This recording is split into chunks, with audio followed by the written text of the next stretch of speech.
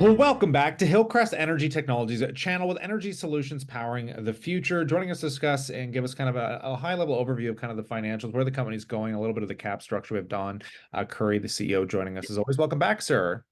Thank you very much for having us once again. Yeah, pleasure to get you back on. So you're kind of in the midst of this major discussions with partners. You got auto OEMs and other businesses. As kind of Hillcrest has been operating at a loss up to this point. Do you want to discuss kind of the path to revenue and just kind of what you're mixing with here from the financial front? Sure, good question. There's a couple of different points or value creation points that are involved in that. So we've gone from the technical idea to technical development. Now we've research and development, then into development. Now we're actively involved in testing and showing the technology in other potential customers or partners' facilities. This is milestone 3. This is where commercial developments, definitive agreements usually start getting discussed. So right now, we're actively involved with a number of different groups. Commercial dialogue has started. Each company has a different process. So it's not as easy as saying, okay, we started on Monday, we've got a deal on Wednesday. Each company has their own processes and levels of regulation that they have to go through. So we see the next short bit, the next couple of quarters, in this quarter, next quarter, so on, where we come out with definitive commercial agreements that we can talk about that will indicate future values. It'll have volumes, it'll have units to be contracted, so on and so forth. And that's where we're at. That is a value creation element that the market should respond to, and we expect will respond very positively once completed.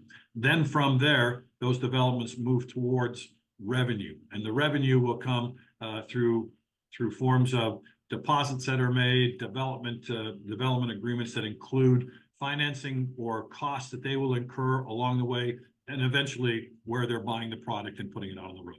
Yeah, no, I definitely appreciate the insights for sure. So 2024, I guess, is going to be a real kind of encapsulated idea of just scaling these partnerships, right? So is there any other further milestones or expectations that you're kind of focused on here as well? Well, exactly what we talked about. We have a number of different groups that we're actively indulged in right now with doing the development deals and starting commercialization or continuing commercialization discussions.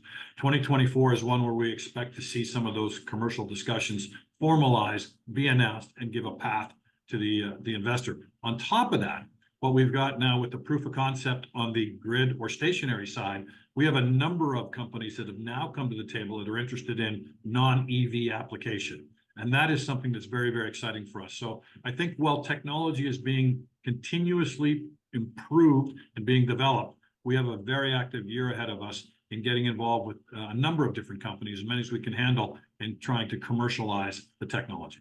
Well, on that note, do you want to just give a quick insight too on the cap structure front from your shares outstanding? What does it look like from insiders, institutional, retail? Yeah, good question. We have approximately 66 million shares that are issued. Of that, about 11 to 12% are held by insiders. They're really institution-wise. We have a family office in New York that owns about 5% of the company. We have an office in Germany that owns about 5% of the company, and the rest are traditional, are really retail holdings.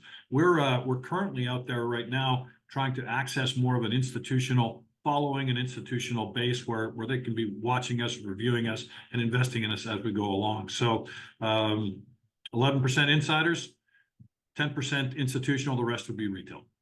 On that note, pass it off to the viewers. I'd love to know what you guys think in that comment section below. Consider subscribing, because when Catalyst news and these partnership deals come into play, of course, we're going to bring it to you here. But on that note, as always, we look forward to catching you in the next one.